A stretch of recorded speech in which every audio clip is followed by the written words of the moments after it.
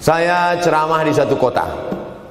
Sampai di kota itu saya melihat rumah besar, megah, mewah, seperti istana. Cuman saya segan mau nanya, nggak mungkin saya tanya, Pak, ini hasil dari apa? Saya tengok, saya ngangguk. Kawan-kawan saya yang ikut di situ seperti ngelihat kucing semua. Mantap. Setelah duduk, makan, habis makan, minum, habis itu Sohibul Bait yang punya rumah pun cerita, Ustadz Abdul Somad.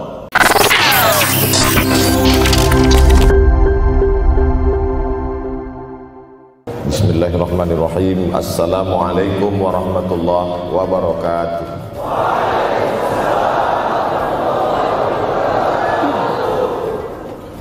Alhamdulillahi wa kafa, wassalatu wassalamu ala al-habibil mustafa wa ala alihi wa ashabihi ahli tuqa wal wafa. Subhanaka la ilma lana illa ma 'allamtana innaka antal alimul hakim. Rabbi shrah li sadri wa yassir li amri wahlul 'uqdatam min lisani yafqahu qawli. Yang sama-sama kita hormati bapak-bapak wakil rektor, tidak dapat saya sebutkan satu persatu, ketua takmir masjid, hadirin hadirat jamaah fardu subuh, bil khusus adik-adik mahasiswa mahasiswi, insyaallah kita semua dimuliakan Allah Subhanahu wa taala. Man shallas subha fi jama'atin, siapa yang salat subuh berjamaah, faka'annama shallal laila kullah, dapat pahala seperti salat sepanjang malam. Berarti kita sudah salat sepanjang malam, tapi tetap besok malam tahajud. Jangan karena sudah sholat subuh berjamaah lalu tidak lagi tahajud, apalagi yang memang tak pernah tahajud, dan ini dijadikan alasan besok kalau ada orang membangunkan dia, bangun sholat tahajud. Man shallas subha fi jama'ati faka'annama shallal laila kullah. Man shalla subha fi jama'atin, siapa yang salat subuh berjamaah, kana fi zimmatillah. Dalam hadis yang lain, siapa yang salat subuh berjamaah, maka sampai petang sampai malam nanti dia akan mendapatkan zimmatillah, tanggungan. Makna tanggungan, dipelihara, dijaga Allah zahir dan batin. Kalaupun dia mati hari itu, matinya dalam istiqamah dan husnul khatimah. Tapi dalam hadis ini cuma 3, Ustaz. Idza haddatsa kadzaba, bicara dusta, wa idza wa'ada akhlafa, kalau berjanji ingkar, wa idza tumina khana, kalau diberi amanah berkhianat. Dalam hadis lain, kalau sudah dilihat orang salat subuh berjamaah, insyaallah diselamatkan dari nifaq, kemunafikan dalam hatinya. Munafik diambil dari 3 huruf, nafaqa, nafaq, panal, terowongan, 2 pintu, ada pintu masuk, ada pintu keluar, punya 2 wajah, berbeda zahir, berbeda batin, tapi salah satu tanda adalah pada sholat subuh. Mudah-mudahan Allah menyelamatkan kita dari sifat munafik. Makanya perempuan-perempuan kalau mau dapat suami yang selamat dari munafik, inilah dia pasukan sholat subuh ini.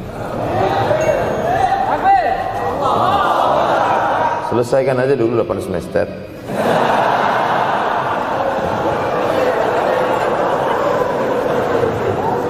Imam Abu Ja'far Al-Barzanji menulis dalam syairnya, walamma tamma min hamlihi, ketika sempurna hamil Aminah, syahrani 2 bulan, ala ashhuril aqwalil marwiyah, menurut riwayat yang masyhur, tufiya bil madinatil munawwarati abuhu Abdullah, meninggallah abuhu, bapaknya, bapak Nabi Muhammad SAW, Abdullah bin Abdul Muttalib bin Hashim bin Abdi Manaf bin Qusay, di kota Al-Madinah Al-Munawwarah.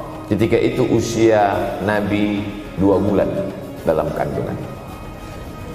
Setelah itu Nabi SAW pun lahir, dibesarkan dalam peluk cium kasih sayang Aminah. Lalu kemudian pada usia lebih kurang 4 tahun dibawa lagi ziarah ke makam ayahnya. dan dalam perjalanan pulang dari ziarah itu meninggal pula Aminah. Apa pelajaran yang ingin diambil dari kematian ayah dan ibu Nabi ini? Banyak analisa sesuai dengan ilmu orang masing-masing. Bagi psikolog yang katanya pengaruh akal manusia itu dipengaruhi 4, maka kata mereka manusia ini berpikir itu dipengaruhi oleh pertama ayah, yang kedua ibu, yang ketiga bacaan, yang keempat lingkungan. Maka Allah ingin membersihkan Nabi Muhammad sallallahu alaihi wasallam dari 4 ini. Apakah akal Nabi Muhammad itu dipengaruhi oleh ayahnya? Tidak, karena dia tidak sempat bertemu. Apakah Nabi Muhammad SAW itu akalnya dipengaruhi oleh ibunya? Tidak, karena 4 tahun sudah meninggal dunia. Apakah Nabi Muhammad SAW itu dipengaruhi oleh bacaannya? Tidak, karena Nabi tidak bisa membaca. Walladzi ba'atsa fil ummiyina rasulan minhum. Allah yang mengutus dia kepada umat yang ummi, la yaktub wa la yaqra, tak menulis dan tidak membaca. Minhum, dan dia bagian dari mereka, dia juga tidak bisa tulis baca.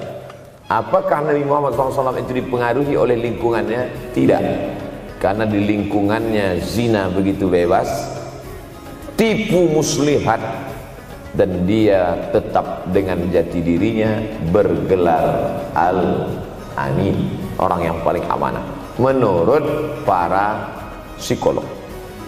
Tapi ada analisa lain. Mengapa ayahnya meninggal ketika dia berusia 2 bulan dalam kandungan, dan belum sempat pula dia mendapatkan kasih sayang seorang ibu? Di situ pula dia meninggal dunia, ibunya saat dia berusia 4 tahun. Maka salah satu analisanya adalah Allah ingin menjaga Nabi Muhammad SAW tidak sempat durhaka pada ayah dan ibunya. Karena orang yang durhaka tak layak menjadi Rasul utusan Allah Subhanahu wa ta'ala. Makanya sehebat-hebatnya bapak Nabi Ibrahim bernama Azar. Apa kata Azar? Wa idh qala Ibrahimu li abihi Azara. Ingatlah ketika Ibrahim berkata kepada bapaknya Azar, atattakhidhu asnaman alihah. Mengapa engkau menjadikan berhala ini sebagai Tuhan, wahai bapakku Azar? Apa jawab Azar? La illam tantahi, kalau kau tidak berhenti menceramahi saya, la arjumannaka, aku lempar engkau pakai batu. Wahjurni maliya, tinggalkan aku untuk waktu yang sangat lama. Pergi sana, kata Azar. Apa jawab Nabi Ibrahim alaihissalam? Salamun alaika, selamat untukmu wahai ayahku Azar. Aku akan memohonkan astaghfirulaka rabbi, memohonkan ampun kepada Allah dosa-dosamu supaya diampunkan Allah. Innahu kana bi hafiyya, sesungguhnya Allah amat sangat sayang dan mengabulkan doa-doa. Nabi Ibrahim sempat bertemu dan tidak melawan. Tapi Nabi Muhammad SAW beda dengan Nabi Ibrahim. Allah buat Ibrahim tidak melawan, tapi ayahnya menjadi durhaka kepada anak. Sedangkan Nabi Muhammad SAW dua-dua dan dijaga Allah Subhanahu wa ta'ala. Nabi Muhammad dijaga sehingga tidak sempat durhaka kepada Abdullah dan Aminah, dan Allah pula menjaga Abdullah, menjaga Aminah, sehingga tidak sempat menyakiti manusia yang paling mulia, Nabi besar Muhammad sallallahu alaihi wasallam. Saya tidak memilah-milih nabi-nabi, karena kita memang tidak boleh la nufarriqu baina ahadin mir rusulih. Kita tidak boleh membeda-bedakan antara satu nabi dengan nabi yang lain. Lalu yang membedakan itu siapa? Allah Subhanahu wa ta'ala. Dari cara panggilnya saja berbeda. Kalau Nabi Adam dipanggil Allah, ya Adam uskun anta wa zawjukal jannah. Nabi Yahya dipanggil Allah, ya Yahya khudhil kitaba biquwwah. Nabi Isa dipanggil Allah, ya Isa inni istafaituka 'alan nas. Tapi Nabi Muhammad SAW, Allah tidak pernah manggil dia ya Muhammad. Allah panggil dia dengan 2 sebutan. Pertama, ya ayyuhar rasulu balligh, wahai rasul. Dalam panggilannya yang lain, ya ayyuhan nabiyyu jahidil kuffar. Bukan kita yang membedakan, Allah yang membedakan cara panggilan untuk Muhammad sallallahu alaihi wasallam. Begitu juga dengan berdoa. Kalau Nabi Musa alaihissalam dia yang berdoa, Rabbis shrahli sadri, lapangkan dadaku, wa yassirli amri, mudahkan urusanku. Tapi Nabi Muhammad tidak berdoa, Allah langsung memberi. Apa kata Allah? Alam nashrah laka sadrak. Apakah belum kulapangkan dadamu? Wa rafa'na laka dzikrak, kami angkat bebanmu. Alladzi anqadha dhahrak, yang membebani pundak. Belum dia berdoa sudah dikabulkan Allah, karena janji Allah kepada dia, wala saufa yu'tika rabbuka fatarda, apapun yang kau mau akan kuberi. Salah satu penyebab Allah memberi apa yang dimau sebelum meminta adalah kalau tidak pernah durhaka kepada orang tua. Oleh sebab itu judul yang diberikan kepada saya, Ustaz Abdul Somad, nanti tablik akbar di kampus Universitas Ahmad Dahlan. Apa temanya? Biasanya saya diberikan tema untuk anak-anak muda meraih masa depan bebas narkoba dan pacaran. Apa temanya untuk anak-anak muda? Bagaimana pokoknya. Tapi di Universitas Ahmad Dahlan saya diberi tema. Apa temanya? Birrul walidain. Masya Allah. Saya bilang alhamdulillah, untung saya nggak dikasih tema birruz zaujatain. Artinya apa? Sehebat apapun prestasi akademikmu, kalau sampai tidak memuliakan orang tua, hampa di hadapan Allah Subhanahu wa taala. Ada seorang laki-laki, kata Nabi, kalau nanti dia datang kemari minta doa sama dia karena doanya makbul. Sahabat heran, karena sahabat itu definisinya man laqiyan Nabi sallallahu alaihi wasallam wa amana bihi wa mata 'alal Islam. 3 definisi sahabat. Orang yang berjumpa dengan Nabi, beriman dengan Nabi, dan matinya dalam keadaan Islam. Maka itu disebut dengan sahabat menurut ilmu hadis. Makanya ketika saya menjelaskan itu ke mahasiswa, Aisyah yang merupakan sahabat Nabi, komplain mahasiswa, mohon maaf Ustaz keliru, Aisyah itu bukan sahabat tapi istrinya. Kita bicara ilmu hadis. Makna sahabat, man laqiyan Nabi, berjumpa dengan Nabi, wa amana bihi, beriman dengan Nabi, wa mata 'alal Islam, mati dalam keadaan Islam. Abu Lahab ketemu dengan Nabi tapi tidak beriman dengan Nabi dan mati dalam keadaan kafir, maka tidak masuk golongan sahabat. Tapi ini ada seorang laki-laki hidup sezaman dengan Nabi dan Nabi mengenal dia, dan Nabi berpesan nanti kalau dia datang ke kota Madinah minta doa dari mulutnya, karena doanya dikabulkan Allah Subhanahu wa taala.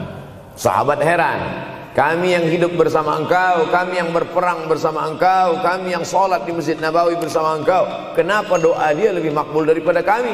Malah kami meminta doa dari mulut dia. Tapi tidak boleh membantah dan melawan Nabi. Pokoknya nanti kalau dia datang kemari minta doa kepada dia. Setelah Nabi Muhammad SAW meninggal dunia, laki-laki itu pun sampai ke kota Madinah, berjumpa dengan sahabat. Sesuai dengan yang dijanjikan Nabi, mereka pun meminta doa kepada dia. Namanya Uwais Al-Qarni. Makanya Uwais Al-Qarni tidak ada masuk dalam buku biografi sahabat. Kalau mau mencari biografi sahabat Nabi, buka kitab namanya Al-Isabah fi Tamyizis Sahabah, atau baca juga Usudul Ghabah fi Ma'rifatis Sahabah, atau baca juga Al-Isti'ab fi Ma'rifatil Ashab. Itu memang buku biografi isinya sahabat Nabi semua. Sahabat Nabi klasifikasi. Yang pertama, Al-Ashra Al-Mubashsharuna bil Jannah, 10 sahabat yang dijamin masuk surga. Level kedua, sahabat Nabi yang ikut perang Badar. Berikutnya, sahabat Nabi yang masuk Islam sebelum hijrah. Berikutnya, barulah ujung sahabat Nabi masuk Islamnya setelah hijrah, setelah Islam kuat, barulah dia masuk Islam. Tapi nama Uwais Al-Qarni tidak ada di dalam, karena dia tidak cukup syarat untuk menjadi sahabat, karena dia tidak pernah berjumpa langsung dengan Nabi Muhammad sallallahu alaihi wasallam. Tapi kenapa doanya makbul? Ternyata dia tidak berjumpa dengan Nabi bukan karena dengki, bukan karena musuh, bukan karena tidak beriman. dia tidak jumpa dengan Nabi, salah satu sebabnya adalah karena dia menjaga ibunya di Yaman. Makkah di tengah, Yaman di bawah, Syam di atas, negeri Syam. Tak ada hubungan dengan negeri paman Syam. Syam di atas, Yaman di bawah, Makkah di tengah. Liila fi Quraisy, perjalanan orang Quraisy. Ila fihim rihlatash syita'i was-shaib, perjalanan syita musim dingin, shaif musim panas. Musim dingin mereka ke Yaman, musim panas mereka pergi ke negeri Syam. Kenapa dingin ke Yaman? Karena Yaman ini kalau musim dingin tidak terlampau dingin, salju tidak turun. Kalau pergi ke negeri Syam, salju turun. Palestina, Yordania, Suriah, Lebanon. Suriah, Lebanon ada salju. Maka musim panas Nabi pergi ke negeri Syam, karena kalau musim panas di Yaman panas sekali. Sedangkan ke negeri Syam panasnya tidak seberapa. Perjalanan orang Arab Quraisy ini diceritakan Allah, di negeri Yaman itulah tempat kampung Uwais Al-Qarni. Tidak sempat dia berjumpa dengan Nabi, tapi doanya lebih makbul daripada orang-orang yang berada bersama Nabi, karena keutamaan berbakti kepada ibu. Kalau sama ayah boleh ngelawan Pak Ustaz? Enggak juga. Jangan ini nanti dijadikan dalil. Kamu kenapa lawan bapakmu? Ada seorang laki-laki. Ini kadang jamaah pandai motong-motong ceramah saya, hanya untuk mencari pembenaran. Sedangkan kita ngaji ini mau mencari kebenaran. 1000 dalil bagi orang untuk mencari kebenaran, tapi ada 1001 hujjah untuk orang yang suka mencari pembenaran. Nah, jadi kalau saya bicara tentang ibu, sesungguhnya ayah sudah masuk. Karena tanpa ayah kita juga bukan apa-apa dan bukan siapa-siapa, walaupun jatah ayah sepertiga, sedangkan ibu lebih daripada itu. Man ahaqqun nas bi husni suhbati, siapa orang yang paling layak mendapatkan baktiku ya Rasulullah? Ummuka. Summa man, siapa lagi? Ummuka. Summa man, siapa lagi? Ummuka. Summa man, abuka. Itu yang menyusun itu Nabi SAW, bukan saya. Itu makanya ibumu, ibumu, ibumu, bapakmu. Kenapa Nabi 3 kali? Kenapa Nabi menyebut laki-laki 1 kali, perempuan 3 kali? Karena ibumu mengandung, ibumu melahirkan, ibumu menyusukan. Siapa yang mau dapat 3 kali? Coba yang 3 ini. Mengandung, melahirkan, menyusukan. 3 ini belum bisa dilakukan oleh laki-laki dimanapun. Adapun merubah wajah sudah bisa. Makanya ada lady boy, wajah lady, betis boy. Tapi untuk mengandung tidak bisa. Ana Rahman, aku ini Rahman, kata Allah. Syaqaqtur rahim wa ja'altu lahu isman min ismi. Aku ciptakan satu makhluk di dalam perut perempuan, maaf, namanya rahim, dari namaku. Ini yang belum bisa dibuat dokter dimanapun di dunia ini, menciptakan rahim, belum bisa. Andai terpecah rekor ini, maka kebanggaan luar biasa bagi LGBT. Tidak bisa, sampai hari kiamat tidak akan bisa, janji Allah. Karena Allah mengatakan dalam hadis qudsi, Ana Rahman ja'altu lahu isman min ismi. Maka ada satu makhluk dalam perut perempuan yang diciptakan, diambil dari Asmaul Husna. Sehebat-hebatnya laki-laki, dari ujung rambut sampai ujung kaki tidak ada di tubuhnya ini yang diambil dari Asmaul Husna, tak ada. Bahwa namanya dari Asmaul Husna ada, Abdus Somad. Tapi ada makhluk di badannya diambil dari Asmaul Husna, itu hanya ada pada perempuan. Oleh sebab itu perempuan luar biasa. Makanya kampus Universitas Ahmad Dahlan memuliakan perempuan. Mana perempuan? Di atas letak. Makanya saya tidak terlalu berani mendongak ke atasnya. Begitu hebatnya perempuan. Perempuan adalah ibumu, perempuan adalah istrimu, perempuan adalah anakmu, perempuan adalah adikmu. Maka saat engkau memuliakan perempuan, engkau sedang memuliakan 4 aspek dari kehidupan. Ketika Nabi Muhammad SAW diutus Allah ke atas muka bumi ini, salah satunya adalah mengajarkan manusia bagaimana menempatkan pada posisinya. Posisi dia adalah tempat kita menumpang. Ketika ada seorang laki-laki yang sudah sukses diwawancarai, siapa orang yang paling berjasa dalam hidup Anda? Dulu waktu saya merantau ke Yogyakarta, belum ada apa-apa, saya sempat numpang di rumah dia selama 4 bulan, kata seorang artis dalam sebuah wawancara. Begitu bangganya dia berkata, itulah orang paling berjasa kepada saya karena saya sempat numpang di rumahnya 4 bulan. Tapi ada yang dia lupa, bukan rumahnya yang kau tumpang, bukan ruang tamunya yang kau diami, sempat numpang di perutnya 9 bulan 10 hari. Tak pernah kau sebut. Angkat tangan yang tidak menumpang di rahim, langsung dari planet Mars langsung kemari. Enggak ada. Mr. Bean yang kita semua sehebat apapun pernah menumpang di perutnya. Oleh sebab itu makanya dosa yang paling mengerikan adalah kalau ada orang jual sabu-sabu, peminum khamar, di dunianya bahagia, happy, senang. Itu Ustaz, pengedar narkoba, hidupnya aman, adem, ayam, tentram. Di akhirat azabnya baru diberikan Allah Subhanahu wa taala. Ada orang yang pelakor senior tapi hidupnya di dunia senang-senang saja, di akhirat nanti azabnya ditunda. Namanya istidraj. Istidraj diambil dari kata daraja, tertunda. Azab yang tertunda. Sudah jadi judul sinetron. Azab yang tertunda. Tapi ada satu perbuatan dosa yang pasti di dunia dirasakan. Apa itu? Durhaka pada orang tua. Orang yang durhaka pada orang tua, di dunia dia tetap dapat, di akhirat dapat sekali lagi. Itu janji Rasulullah SAW. Lama hidup banyak dirasa, jauh berjalan banyak dilihat, lama jadi ustadz banyak yang curhat. Maka tidak satu dua itu saya lihat dalam kehidupan. Hebat, rezeki banyak melimpah ruah, tapi jauh dari kebahagiaan. Apa sebab? Janji Rasulullah SAW. Orang yang durhaka pada orang tua di dunia sudah dapat, di akhirat dapat lagi. Dapat. Di mana letak keadilan Allah? Kenapa di dunia sudah dapat, di akhirat dapat lagi? Yang di dunia itu baru DP-nya,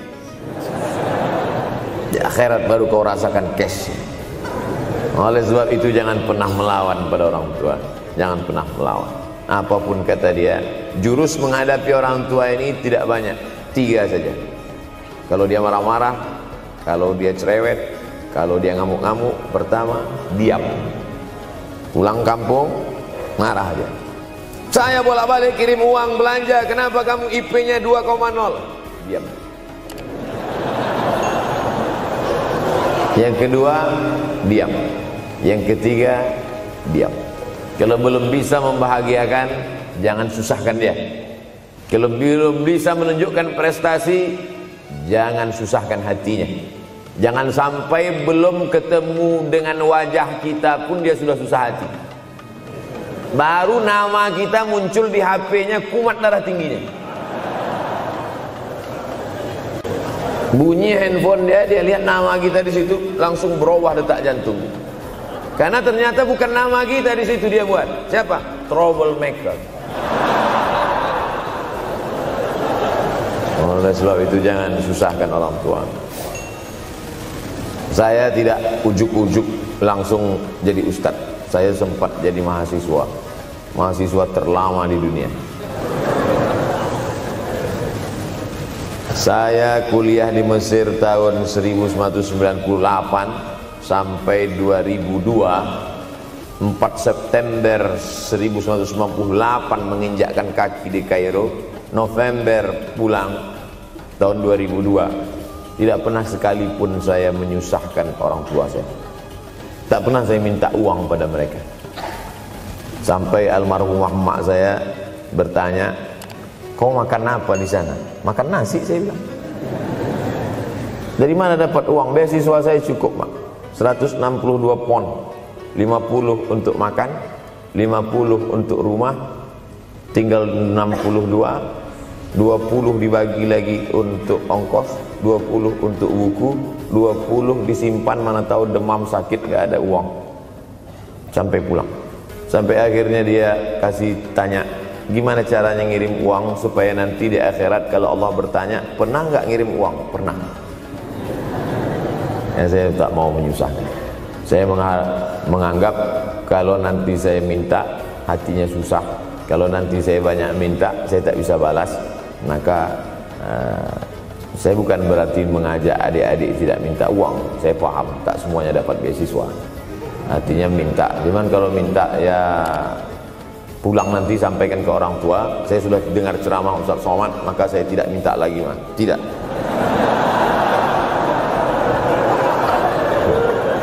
Tapi tolong dirapel setahun sekali aja.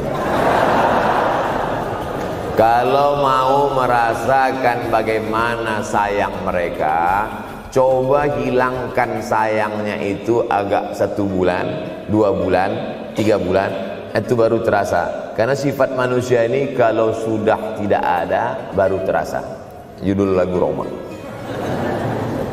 Kalau dia masih ada di depan mata kita, masih dekat dengan kita, kita merasa dia biasa-biasa saja. Tapi kalau dia sudah tidak lagi ada, itu barulah. Oleh sebab itu coba kalau mau merasakan, kasih tahu dia, papa, mama, untuk biaya kuliah saya 1 semester ini tolong jangan kasih dulu. Saya mau jual koran dulu. Saya mau kerja di Dorsmir dulu. Saya mau kerja loper dulu. Saya mau susah-susah dulu. Seketika saat kita tahu susahnya itu, tetes peluh keringat, air mata, di situlah baru kita tahu, oh ternyata perjuangan mereka ini luar biasa.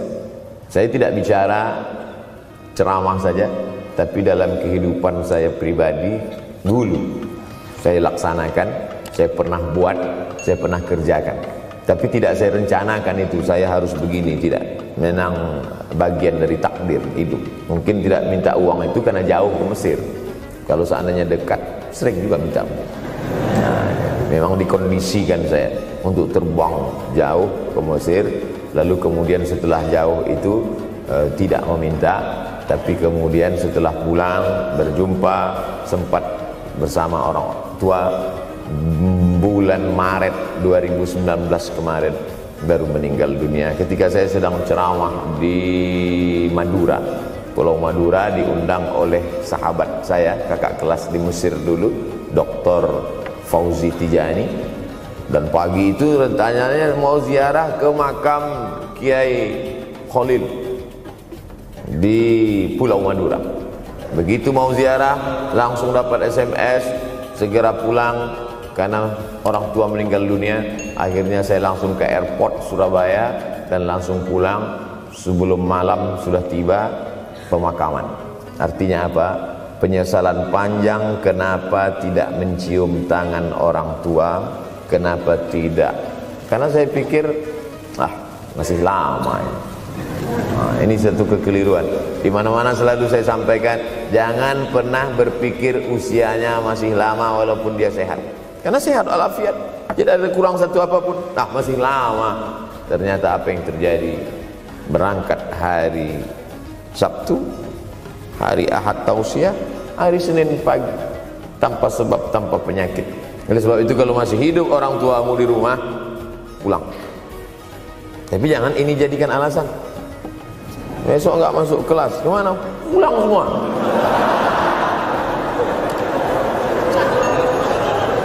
Pulang sesuai dengan kondisi, situasi dan keadaan. Pulang. Kalau masih bisa membahagiakan dia apa makanan kesukaannya, belikan. Suka makan apa dia, belikan. Itu yang dia inginkan.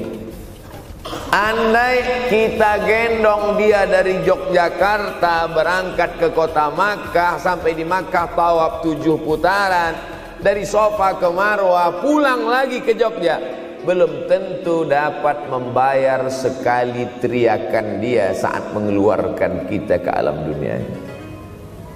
Jadi banyak orang terlalu membanggakan. Saya sudah banggakan dia Pak Ustaz, saya sudah bayarkan ONH-nya. Berapa? baru DP-nya. Sudah merasa berbakti kepada orang tua? Belum. Makanya digunakan kata birrul walidain. Kenapa Allah tidak menggunakan kata husnul walidain? Hasan baik, jayyid baik, thayyib baik, khair baik. Tapi yang dipakai birrul walidain. Hanya satu-satunya kata untuk orang tua dipakai birrul walidain. Karena kata birru adalah sifat Allah Subhanahu wa taala. Makanya di antara Asmaul Husna ada Al-Barrut Tawwab. Allah yang punya sifat itu. Maka kita diharapkan berakhlak seperti akhlak Allah Subhanahu wa taala. Addabani Rabbi fa ahsana ta'dili. Allah mendidik aku menjadi beradab sehingga adabku penuh. Allah Subhanahu wa taala tidak ada puji Nabi Muhammad SAW. Hai Muhammad yang salat tahajudnya sampai kakinya bengkak. Hai Muhammad yang hajinya tidak ada. Apa kata pujian Allah untuk Nabi Muhammad SAW? Wa innaka la'ala khuluqin azim. Akhlak agung dan mulia. Oleh sebab itu tak ada gunanya prestasi S1, S2, S3, postdoktoral, profesor kalau tidak berbakti kepada orang tua. Makanya orang tua itu levelnya langsung setelah Allah. Wa qadha rabbuka alla ta'budu illa iyyah. Langsung wa bil walidaini ihsana. Ihsan. Lihat lagi penggunaan kata ihsan dalam hadis Nabi. Jibril alaihissalam datang, rambutnya tidak berdebu, bajunya sangat putih bersih, tapi tidak ada orang yang kenal. Diriwayatkan oleh Sayyidina Umar ibn al-Khattab radhiyallahu anhu, aku melihat ada seorang laki-laki rambutnya sangat hitam dan bajunya sangat putih, tapi kami tidak ada yang kenal. Ini tiga indikasi ini menunjukkan kebingungan. Kalau ada orang rambutnya sangat hitam dan kita kenal, berarti dia memang orang situ, memang tinggalnya di situ. Tapi dia kalau orang perantau, rambutnya pasti berdebu karena tinggal di gurun pasir. Sekarang kan banyak tuh anak-anak muda yang rambutnya berdebu. Itu berarti orang jauh, bukan orang Jogja. Bajunya sangat putih, tapi kami tidak kenal. Kalau bajunya agak-agak kotor, berarti dia musafir. Pantas kalau kita tidak kenal. Tapi bajunya sangat putih, berarti dia memang orang situ. Tapi kami tidak kenal. Kata Umar bin Khattab, rambutnya sangat hitam, bajunya sangat putih, tapi kami tidak kenal. Dan dia duduk berhadapan dengan Nabi, lututnya dekat dengan lutut Nabi, tapi kami tidak kenal. Dia bertanya tentang iman, dia bertanya tentang Islam, dia bertanya tentang ihsan. Setelah selesai baru Nabi bertanya, Umar, ya, kamu tahu siapa tadi yang datang bertanya tentang iman, Islam dan ihsan itu? Tidak, Jibril yu'allimukum dinakum. Tadi yang datang itu adalah Jibril alaihissalam. Orang selevel Umar bin Khattab tidak kenal Jibril. Ada orang Indonesia baru ketemu Jibril.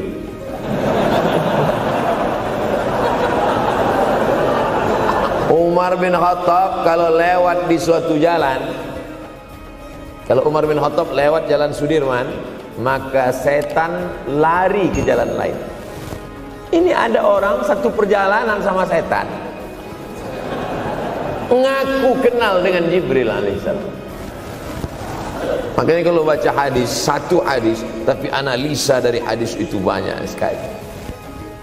Umar tidak kenal dengan Jibril kecuali setelah Nabi Muhammad SAW yang bercerita mengenalkan. Dari mana Nabi tahu? Nabi dapat wahyu dari Allah Subhanahu wa ta'ala. Tapi ada analisa lain. Apa maknanya? Allah menggunakan kata ihsan untuk orang tua, Nabi menggunakan kata ihsan untuk Allah. Ihsan untuk Allah, anta'budallaha ka'annaka tarah. Kau sembah Allah seakan-akan engkau melihat dia. Fa in lam takun tarah, kalau kau tidak bisa melihat dia, fa innahu yarah. Sesungguhnya dia yang selalu melihatmu, tidak pernah putus. Ihsan, ihsan Allah kepada kita, tidak pernah putus pengawasan Allah. Bagaimana ihsan kita kepada orang tua? Tak pernah putus bakti walaupun dia sudah meninggal dunia. Makanya kita tetap membaca walaupun dia sudah masuk liang lahat, jam 2 malam bangun, Rabbil firli wali walidayya warhamhuma kama rabbayani shaghira. Ada seorang sahabat Nabi namanya Sa'ad.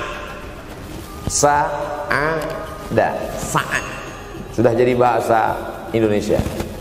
Banyak juga orang Indonesia laki-laki sifat Sa'ad. Orangnya Sa'id, artinya bahagia. Sa'adah, kebahagiaan. Jenenge sapa? Sa'adah.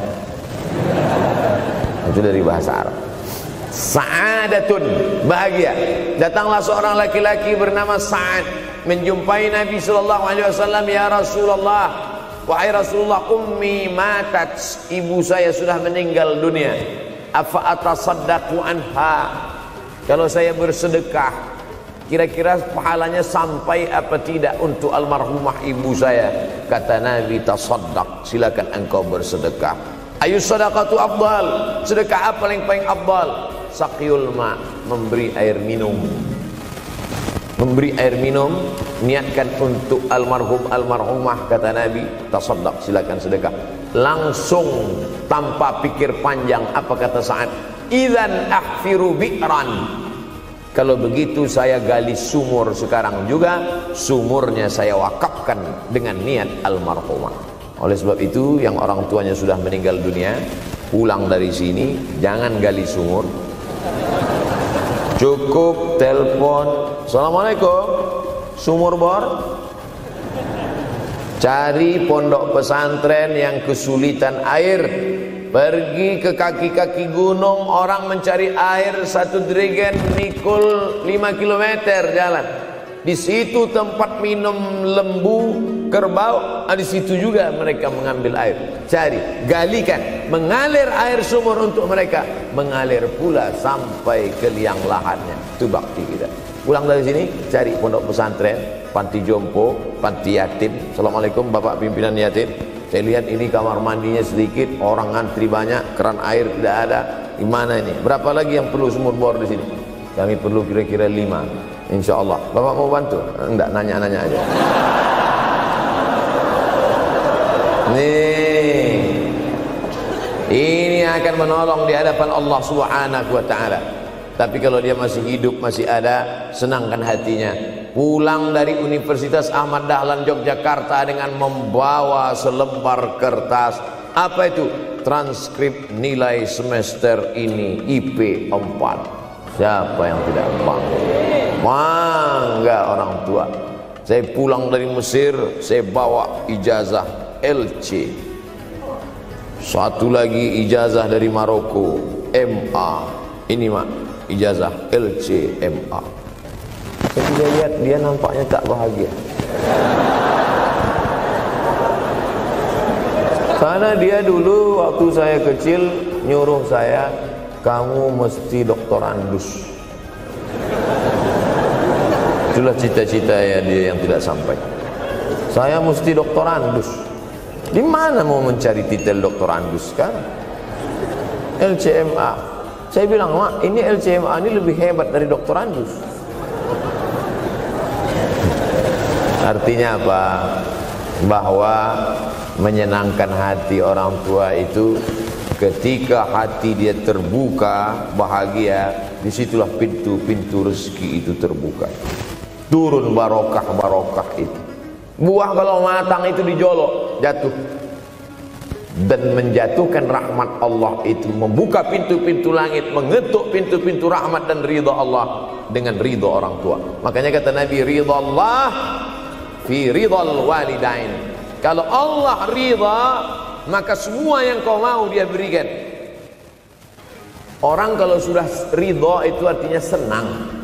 Orang kalau sudah senang, semua dia kasih. Apa yang ada di tangannya, itu dia berikan. Tadi malam sampai di hotel, datang seorang jamaah, buka cincinnya. Cincin paling dia sayang, dia kasih ke saya. Laki-laki. Nah nih Ustaz Somad, ambil. Duduk saya tadi, duduk. Datang anak muda, dia lihat saya tak pakai sorban, dikasihnya sorban. Cuman akadnya belum jelas apa ngasih atau pinjam, Allah. Orang kalau sudah senang hatinya, semua dia kasih. Begitulah orang kalau sudah dapat ridha Allah Subhanahu wa taala. Kita baru berharap dapat ridha Allah. Makanya habis salat subuh selalu diajarkan raditu billahi rabba. Aku ridha engkau sebagai Rabbku ya Allah. Apakah Allah ridha terhadap kita? STJ, status tak jelas. Cara mendapatkan ridha Allah, pancing dengan ridha orang tua. Senangkan hatinya, terbuka pintu rezeki. Makanya sulit hidup kita, sempit. Dari kerut kening kita udah kelihatan. Kenapa? Karena tidak ada ridha Allah, akibat tidak pernah menyenangkan hati orang tua. Senangkan orang tuamu, jadikan dia seperti raja, maka rezekimu akan melimpah seperti rezeki raja-raja. Bukan hadis Nabi, dapat saya dari grup WhatsApp. Senangkan saja hatinya, apa yang dia mau beri, tapi dengan cara yang halal. Nah, ini harus dalam kurung syarat dan ketentuan berlaku. Jangan gara-gara ceramah ini nanti pulang kalian ke rumah, papa, mama, ini ada mobil, ini ada rumah, ini berangkat pergi haji. Wow, orang tua senang, 2 bulan KPK. Innallaha thayyibun, Allah maha suci, la yaqbalu illa thayyiban. Allah tidak menerima kecuali yang suci-suci saja. Wa anfiqu, berinfaklah. Wa anfiqu, bersedekahlah. Wa anfiqu, berwakaflah. Wa anfiqu, berzakatlah. Min thayyibat, yang baik-baik. Yang tidak baik tidak diterima Allah Subhanahu wa taala. Kamu lagi ngapain? Nyuci. Lagi ngapain? Nyuci. Pakai air apa? Air kencing. Begitu kata Syekh Abdul Wahab Asy-Sya'rani dalam kitabnya Tanbihul Mughtarrin. Tanbih, peringatan. Mughtarrin, pada orang yang tertipu, menyangka sedang berbuat baik padahal sebenarnya tidak baik. Itu yang disindir Allah dalam Al-Quran. Wa yahsabuna annahum yuhsinuna sun'a. Mereka menyangka sedang berbuat baik. Ini juga tidak betul. Niatnya sudah baik, membahagiakan orang tua, tapi caranya tak betul. Mama, papa, alhamdulillah kuliah saya sudah selesai, ini skripsi saya.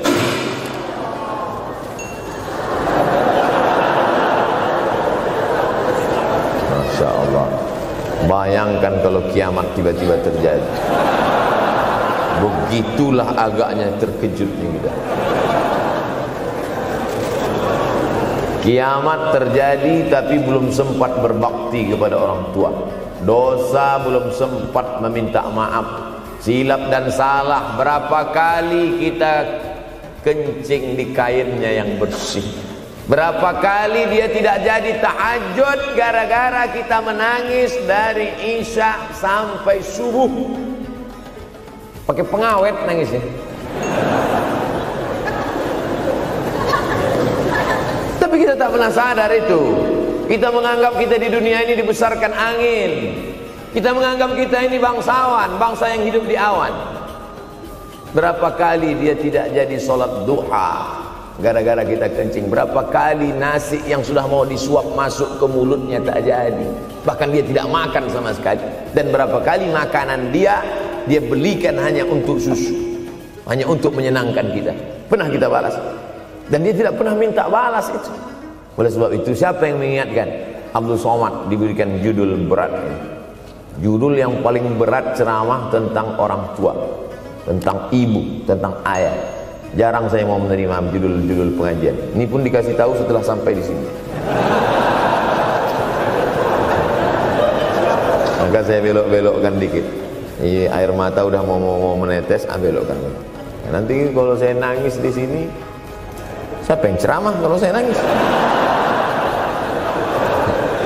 Oleh sebab itu maka yang orang tuanya masih ada, beruntung dan bertua, bawakan dia rumah makan.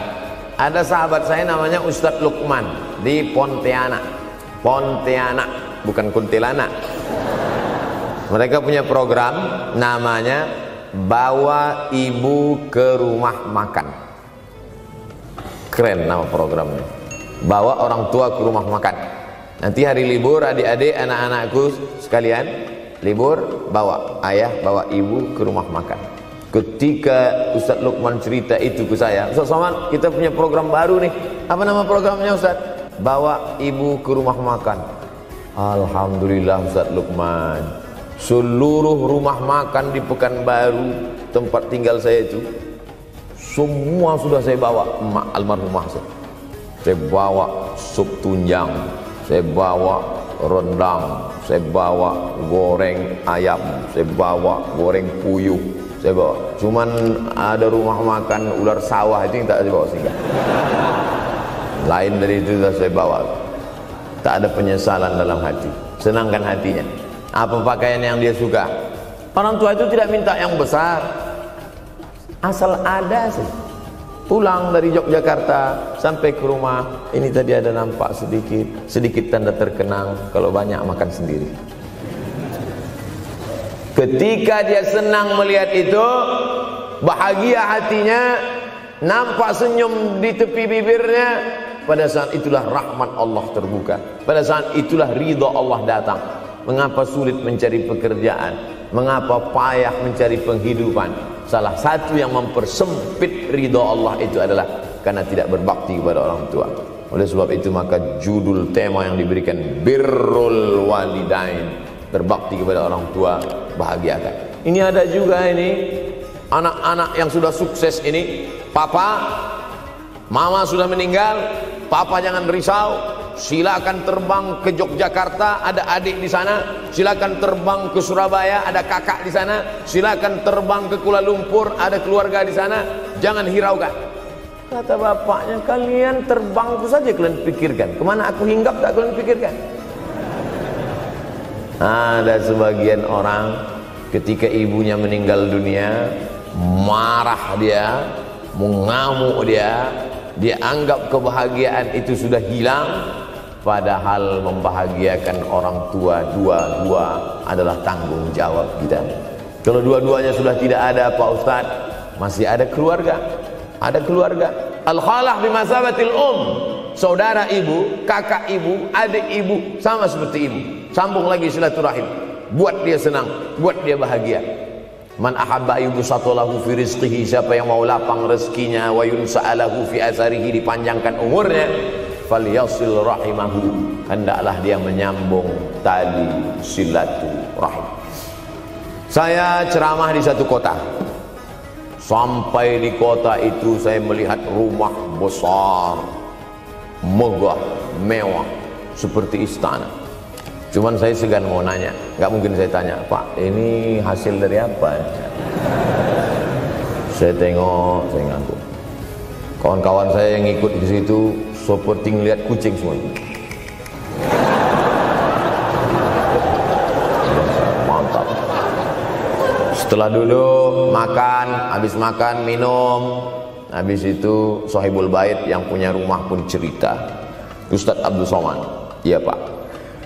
Dulu ini hanya bambu-bambu yang dikasih daun, yang dikasih terpal. Tempat apa Pak? Tempat ibu saya buat pengajian. Setiap tahun dibuat begitu. Pasang tiang-tiang kayu, pasang terpal, daun-daun, pengajian ramai. Sampai akhirnya saya berkata, Bu, pengajian kita hentikan saja, stop. Saya tidak sanggup lagi pasang tenda, pasang terpal ini. Tapi akhirnya apa kata ibu saya? Nanti setelah saya tidak ada, pengajian ini terus kamu buat. Allah bukakan pintu rezeki Ustaz Somad. Inilah yang terjadi sekarang. Saya belikan orang tua saya itu rantai, saya belikan gelang, saya belikan cincin. Bulan depan saya datang, sudah nggak ada lagi. Mana gelangnya Mak? Nggak ada. Mana rantainya Mak? Nggak ada. Mana cincinnya? Nggak ada. Kemana? Itu kan emas mahal. Sudah saya jual. Untuk apa? Untuk bersedekah ke fakir miskin. Rupanya gelangnya, rantainya itu habis dia berikan sedekah fakir miskin. Tobatkah si bapak untuk berbakti? Tidak. Bulan depan dia belikan lagi. Sampai akhirnya diberikan Allah balasan melimpah ruah. Ternyata ini rahasia dari keberhasilan hidup, karena menyenangkan hati orang tua. Saya tak sebut nama, saya tak sebut lokasi, tapi yang mau berkunjung nanti saya kasih lokasi tepatnya. Saya kasihkan nanti alamat dari Google, saya kasih, supaya melihat secara nyata. Kalaulah rezeki itu hanya diberikan kepada orang yang bersungguh-sungguh, pergi pagi pulang petang, peras keringat banting tulang, maka tentu yang kaya itu adalah sapi yang membajak dari pagi sampai sore. Kalaulah kekayaan, keberhasilan itu diberikan yang paling pandai memanjat, maka tentu yang kaya itu monyet. Tapi Allah berikan kepada siapa? Yang dia ridhai. Dan penyebab ridha Allah itu adalah karena orang tua yang senang hatinya. Yang sempat durhaka, tidak sempat minta maaf, meninggal dunia dia sudah, apa boleh buat? Kau sudah booking seat di neraka. Yang sudah sempat durhaka, tidak sempat minta maaf, meninggal dunia gara-gara dia pecandu narkoba, pemabuk, pezina, mati. Orang tua dalam keadaan susah. Berapa kali saya ketemu ibu-ibu selesai pengajian, pergi saya ke tempat parkir, ibu tua 70 tahun menangis. Ibu nangis kenapa bu? Anak saya Pak Ustadz. Kenapa dia? Disuruhnya saya jual tanah. Mama jual tanah. Untuk apa mama megang tanah? Udah tua aja pun jual. Mestinya anak itu yang menyenangkan hatinya di hari tuanya, bukan malah menyuruh jual tanahnya. Jual tanah supaya dia bisa bangun rumah, jual tanah supaya dia bisa menyekolahkan anak-anaknya. Na'udzubillah. Sudahlah tidak membahagiakan, malah menyusahkan. Ustaz, anak saya nyuruh saya jual tanah saya supaya dia senang, supaya dia dapat duit. Gimana nih Pak Ustaz? Mungkin si ibu berharap saya menjawab, ibu sabar aja ya bu, sabar ya. Ibu salah tanya bu. Kalau mau sabar cari ustadz lain, ada spesialis sabar, bukan saya. Begitu dia kasih tahu, anak saya maksa saya jual tanah saya, Pak Ustadz gimana? Mana alamat rumah anaknya? Mana? Saya mau datang. Mana? Anak durhaka, neraka jahanam tempat kau.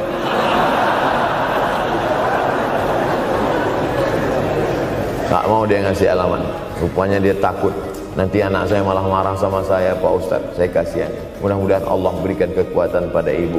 Tapi cerita ini bukan satu dua contoh kasus. Ternyata zaman sanggup memperkarakan pengadilan hanya karena sebatang pohon kayu. Atau cuma saya yang dapat berita aja? Adik-adik ada juga dapat kiriman itu?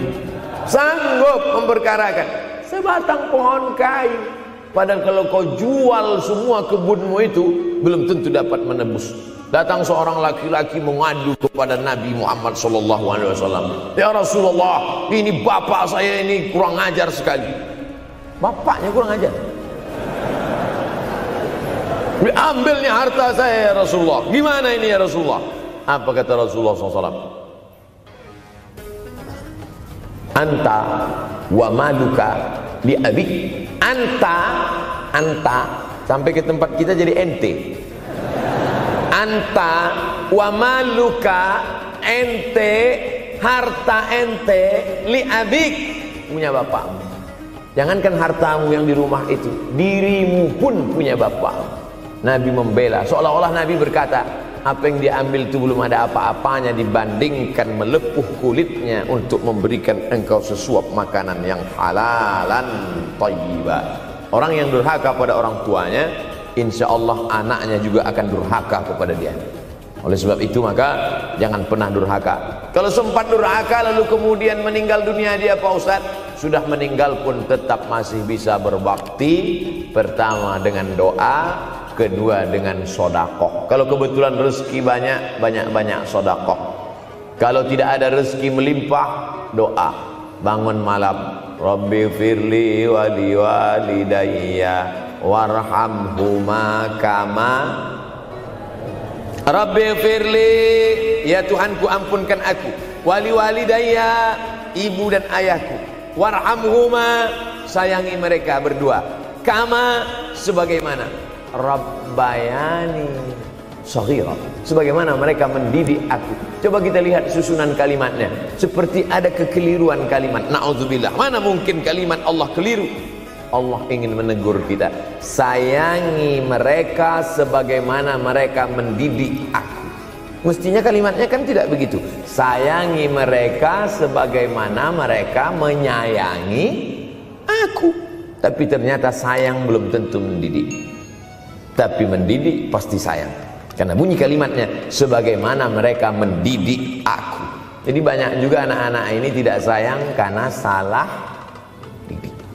Disangka sayang itu dengan ngasih motor, disangka sayang itu dengan ngasih gadget, disangka sayang itu dengan ngasih transfer uang yang berlebihan. Belum tentu sayang.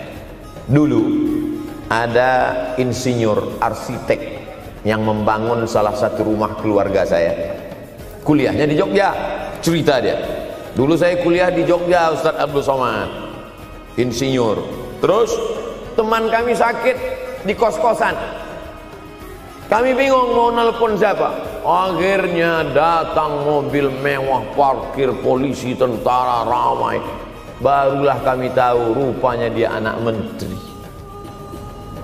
Jadi sayang orang tua itu bukan mesti dibelikannya apartemen, dibelikannya mobil, belum tentu. Boleh jadi itu justru menjerumuskan anak. Diberikan apartemen, diberikan mobil mewah. Habis 2 bulan kena virus HIV AIDS. Tapi kalau dibuatnya kita jauh, saya yakin adik-adik kuliah di Universitas Ahmad Dahlan, ada yang dari timur Indonesia, ada yang dari Sumatera, lalu kemudian di tengah kesendirian, belum makan, uang kos belum bayar, transfer macet, datang setan berbisik, hei, sebetulnya kau anak yatim piatu yang dibuang. Bukan, orang tuamu bukan tidak sayang, dia hanya sedang ingin mendidik supaya engkau menjadi anak yang mandiri. Maka nanti kalau sedang duduk termenung gitu, tiba-tiba datang bisikan, pergilah cari jembatan, terjunlah. Maka saat itu katakan dalam hatimu, lawan, hei setan. Orang tuaku sayang kepadaku, dia hanya ingin supaya aku mandiri. Ada orang tua yang salah didik kepada anak-anak, sampai mengikat tali sepatu pun anak tidak pandai. Baru mau mengikat tali sepatu, sudah diikatkan. Baru mau makan, sudah disuapkan. Akhirnya anak tidak punya keberanian untuk hidup. Harta dia punya, uang dia punya, materi dia ada, satu yang dia tidak punya, tidak ada mental. Tapi anak-anak, adik-adik Universitas Ahmad Dahlan adalah orang yang punya keberanian untuk hidup. Betul? Yang di hadapan saya ini, siapa yang tidak punya keberanian hidup? Ini yang jam 5:30 masih belum hidup lagi. Tidak punya keberanian untuk hidup, hidupnya terlambat. Tapi mahasiswa Universitas Ahmad Dahlan punya keberanian untuk hidup. Bahkan mungkin dia lebih dulu hidup daripada saya. Lebih dulu bangun dia tadi. Alhamdulillahillazi ahyana ba'da ma amatana wa ilaihin nusyur. Tengok jam, oh rupanya masih jam 1, tidur lagi.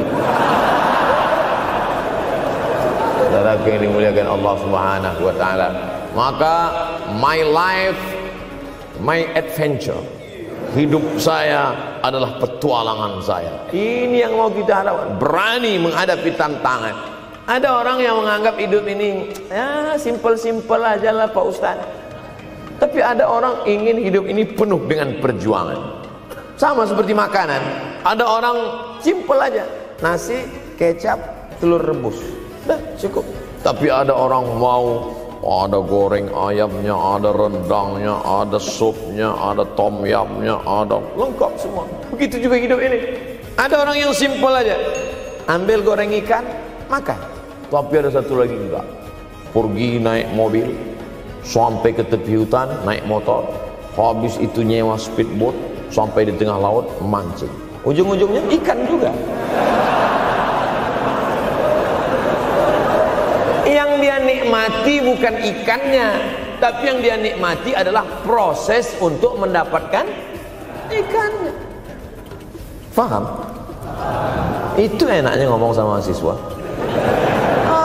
Coba kalau yang masyarakat biasa, kita udah capek cerita, selesai ada pertanyaan, Ustadz maksudnya tadi apa ya?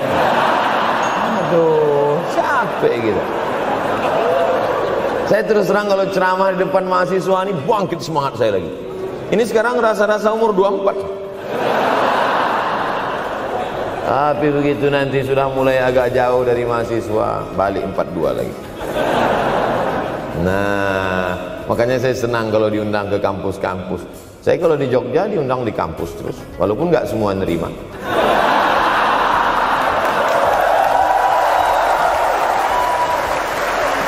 Saudara yang dimuliakan Allah Subhanahu wa taala, maka kita harus sering-sering bersama. Apa ini takbir? Takbir itu ngusir setan. Tadi saya ceramah jam 4:30. Sekarang sudah jam 5:30 Artinya saya sudah ceramah 70 menit. Ini sudah keluar dari kode etik. Karena di mana-mana saya ceramah 60 menit. Kenapa bisa Ustaz Somad ceramah 70 menit di Universitas Ahmad Dahlan ini? Kenapa? Semangat. Semangat yang membuat kita. Padahal berdiri lagi. Tahan. Belum sarapan lagi.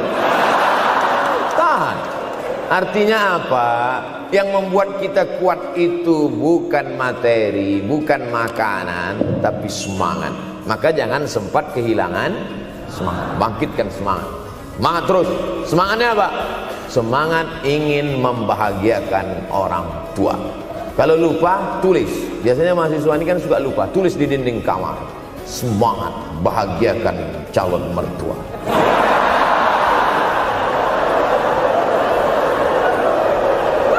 Nanti teman kos-kosan datang ngelihat, loh, kata Ustaz Somad kan orang tua, kenapa ente buat mertua? Sedangkan mertuaku saja kebahagiakan, apalagi orang tua.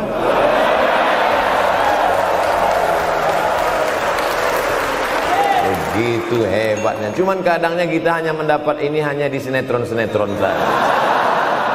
Real nyatanya di mana? Datanglah ke Universitas Ahmad Dahlan.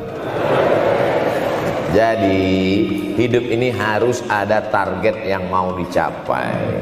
Banyak orang targetnya nggak benar.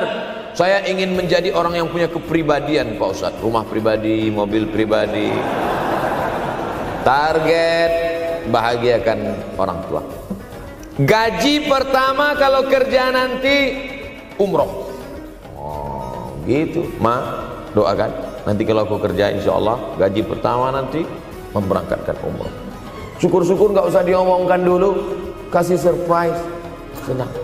Mama, ayah, ini gaji pertama. Dia buka, ceng, 700.000.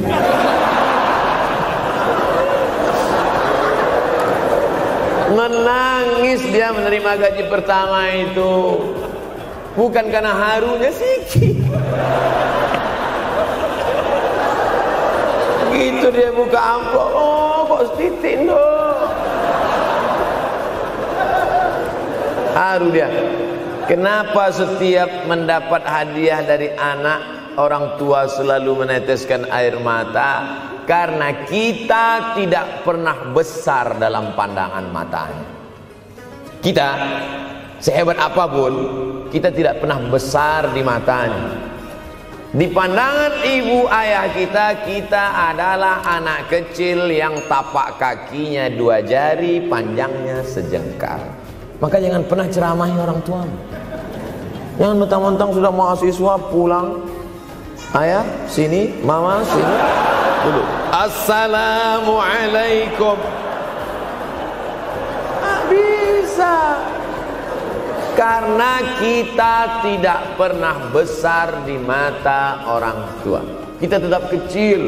Walaupun kamu sudah menikah, sudah punya istri, sudah punya anak, kau tetaplah anak-anak dalam pandangan dia. Oleh sebab itu jangan sok besar, jangan sok hebat. Kalau ada pesan yang ingin mau disampaikan, jangan melalui mulut kita, dipinjam mulut orang lain. Tokoh masyarakat, alim ulama, dia ngajinya di mana? Ada yang mau kita perbaiki, jilbabnya mungkin kurang panjang, mungkin ada kebiasaan dia yang kurang baik. Sementara kita udah ngaji, sudah belajar di Universitas Ahmad Dahlan, sudah terpelajar, membuat dia mau menjadi orang baik. Tidak mesti dari mulut kita, pinjam mulut orang lain. Assalamualaikum Pak Kades, pinjam mulut Pak Kades sebentar. Pak Kades, ayah saya kan orangnya baik sama Pak Kades. Iya, nanti kalau saya ngomong dia nggak dengar. Jadi saya mohon tolong Pak Kades. Pak Kades, ayah saya sampai sekarang belum sholat Pak Kades. Jadi tolong Pak Kades nasihati dia. Kata Pak Kades, saya juga nggak sholat. Hancur dunia persilatan. Oleh sebab itu senangkan. Ini banyak anak-anak yang udah ngaji, yang sudah aktivis masjid, merasa ingin orang tuanya baik, dia sendiri menceramahi, nggak ketemu, nggak connect dia. Ayah sini, orang yang tidak sholat neraka jahanam tempatnya. Sakit hati,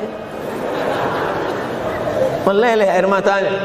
Sekali kau buat air matanya menetes, maka kau akan berenang dalam kesengsaraan. Jangan pernah buat dia menangis.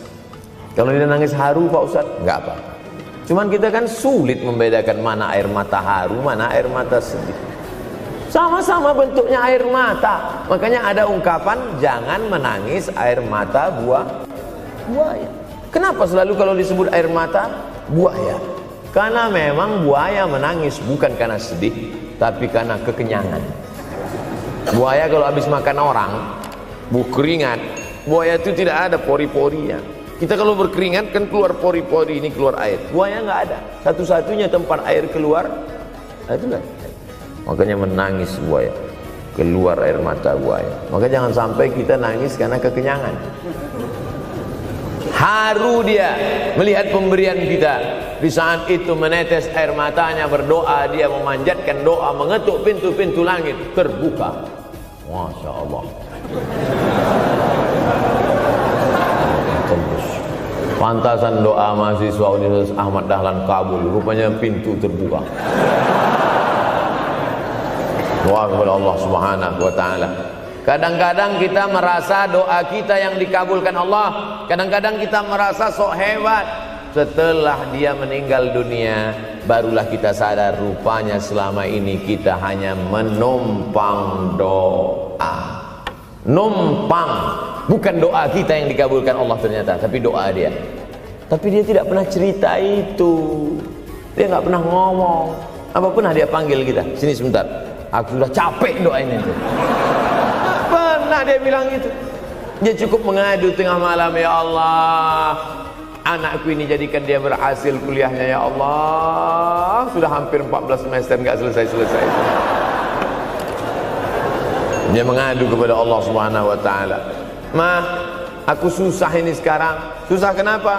Skripsiku ditolak terus. Pembimbing kemarin itu mempersulit terus. Berdoa dia tengah malam, ya Allah, lapangkan hati pembimbing itu supaya anakku cepat, ya Allah. Kalau enggak, matikan dia, ya Allah. Kabul, 2 hari setelah itu meninggal. Tapi kita tidak bisa request. Oleh sebab itu maka banyak-banyak dekatkan kepada orang tua, senangkan. Saya ceramah di Malaysia, dibawa jamaah ke mall. Ustaz Samad, esok kita tak ada tazkirah, tak ada tausiah. Kita nak pusing-pusing. Pusing-pusing maksudnya mutar-mutar. Pergilah kami ke mall. Sampai di lantai atas saya lihat anak-anak muda nyuapin orang tua. Ada restoran mahal, mewah. Itu kabarnya kalau mampir di restoran itu makan, itu banyak yang nangis melihat harganya.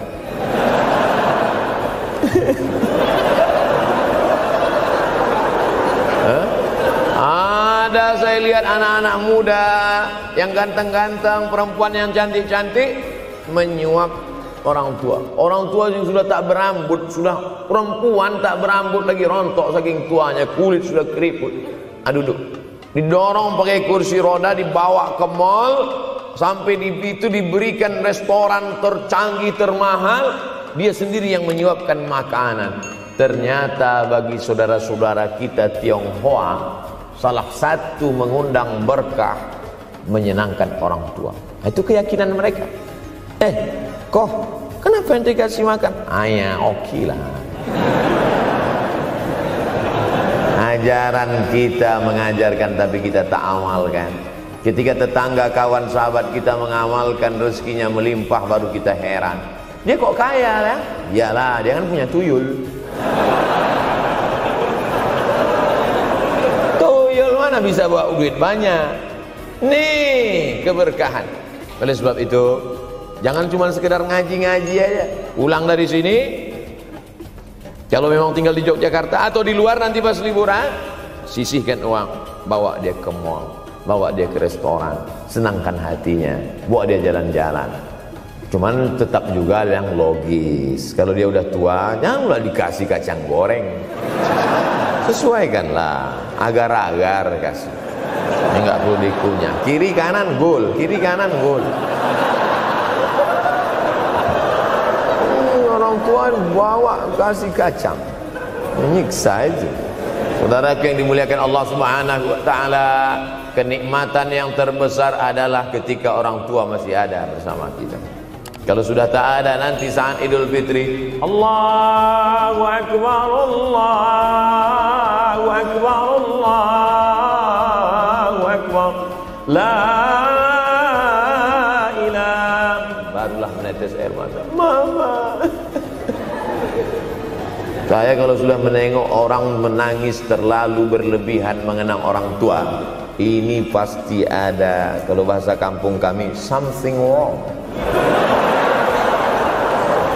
Pasti ada sesuatu ini. Karena orang kalau sudah habis tumpah, dia tidak akan menetes lagi. Tumpahkan kasih sayangmu itu sampai habis ludes, dia tidak akan menetes lagi. Tak ada penyesalan, karena semua sudah kita berikan. Kalaupun menangis hanya tetesan kasih sayang. Tapi kalau sampai mencakar dinding, mama, ini pasti. Saya kalau ada orang yang menyesal sampai mencakar dinding, mau saya antukkan aja kepala yang gede. Dulu waktu hidup kenapa enggak opti? Sekarang udah mati baru kau menangis kan? Standar. Nah, tapi tentu sesuai kemampuan kita, karena kata Allah, la yukallifullahu nafsan illa usaha. Allah tidak membebani orang lebih dari semestinya. Ustaz ceramah sampai jam berapa ini? Sampai jam 6 insyaallah. Saya mau lengkapkan. Jam kita sama tuh. Oh sama, jam 6. Jam 6 maka saya ceramah 90 menit nanti di Universitas Ahmad Dahlan.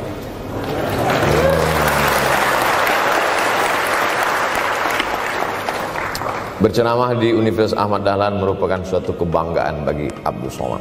Kenapa begitu? Saya pengagum Kiai Haji Ahmad Dahlan, termasuk ulama yang saya kagumi. Lalu kemudian apa kekaguman di antara kekaguman Ustadz terhadap Kiai Haji Ahmad Dahlan? Beliau punya keberanian untuk melawan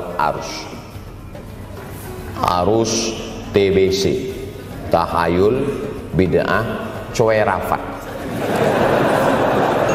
Dia berani melawan itu. Dan akhirnya, dan beliau tidak membangun ketokohan. Tidak yang dibangkitkan itu Ahmad Dahlannya, tapi yang dibangkitkan itu metodenya. Yang dibangun itu relnya. Sehingga nanti kalau kereta apinya lapuk, tetap akan ada kereta api baru yang lewat di rel ini. Ini yang dibangun. Dan akhirnya sampai hari ini saya sedang berada di hadapan kereta api yang baru. Ada Thomas.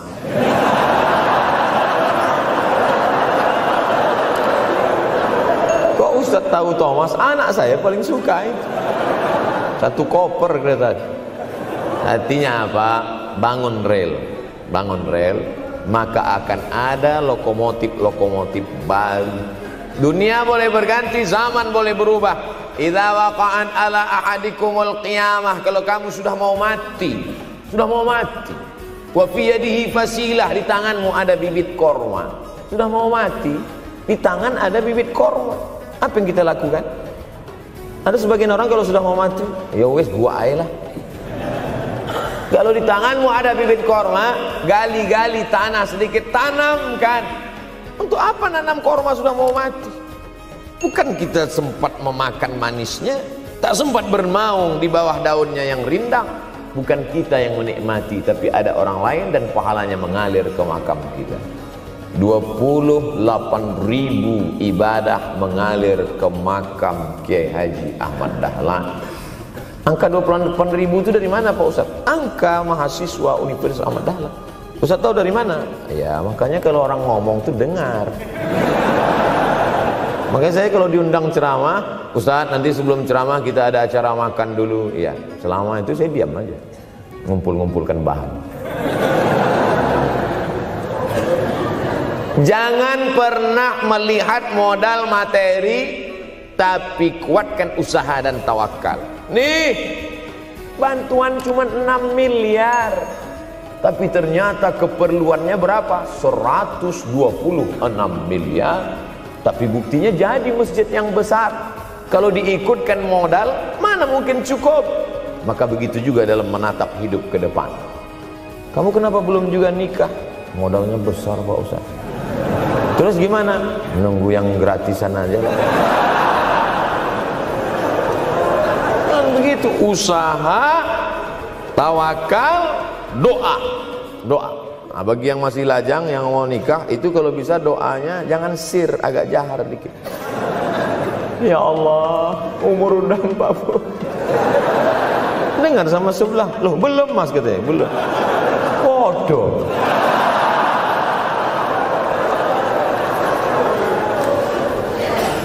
Kira-kira rezeki itu Allah yang ngatur atau kita yang ngatur? Allah. Makanya di antara Asmaul Husna Ar-Razzaq, yang maha memberi rezeki. Kalau Allah yang mengatur, mungkinkah Allah menyia-nyiakan kita? Tidak.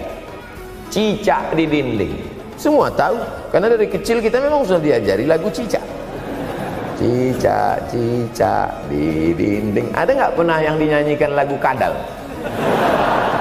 Ada. Kenapa mesti cicak? Coba tanya ibu kita yang dulu nyanyikan. Mama, kenapa cicak, Ma? Karena kalau buaya terlalu gede, nak. Kenapa cicak? Dia sedang mengajarkan kita bagaimana cicak dengan segenap kelemahannya. Cicak itu binatang yang lemah, hidupnya aja sungsang.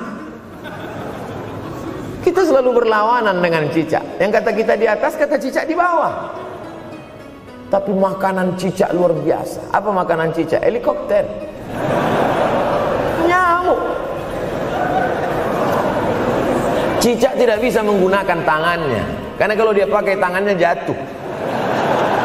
Kadang pakai 4 aja jatuh. Selalu kan kejadian eksiden cicak jatuh. Cicak tidak pernah gunakan tangannya untuk makan, karena dia harus berpegang kuat. Apa yang dia pakai? Lidahnya. Lidahnya dia pakai. Nyamuk yang dia makan.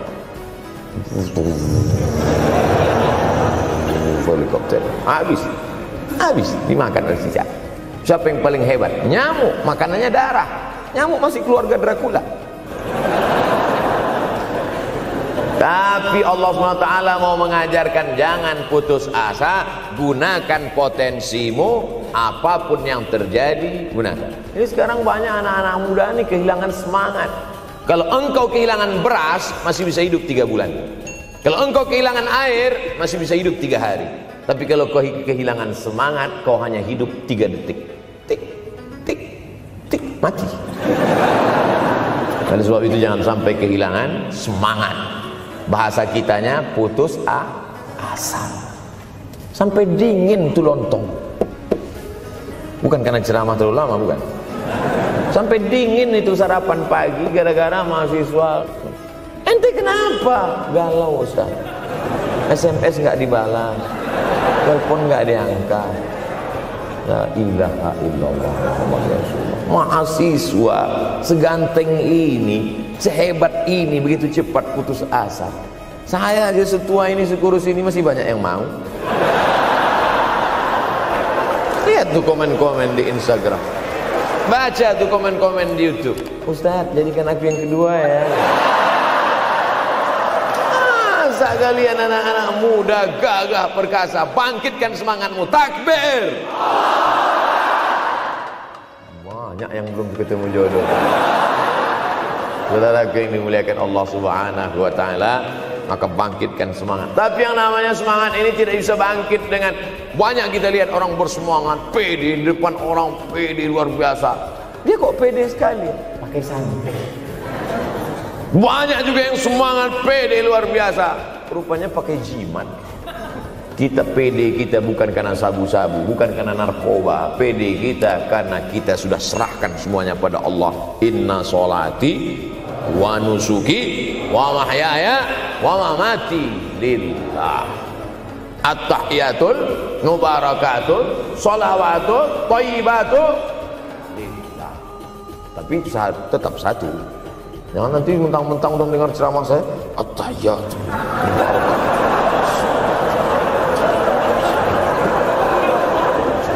dalam hati saya, ini bukan punya aku ya Allah, ini semuanya punya Engkau, punya Engkau. Berhasil kalian, sukses kalian, punya apartemen, punya kondominium, punya mobil. Datang teman nanya, hebat ente ya, kaya sekarang ya. La haula wala quwata illa billah. Tapi ngomongnya setelah berhasil. La haula wala quwata itu setelah berhasil atau sebelum? Setelah semua dipuji orang, hebat ente sekarang ya. La haula wala quwwata, bukan punya saya, punya Allah. Tapi sekarang banyak orang salah. Ente kok nggak kerja? La haula.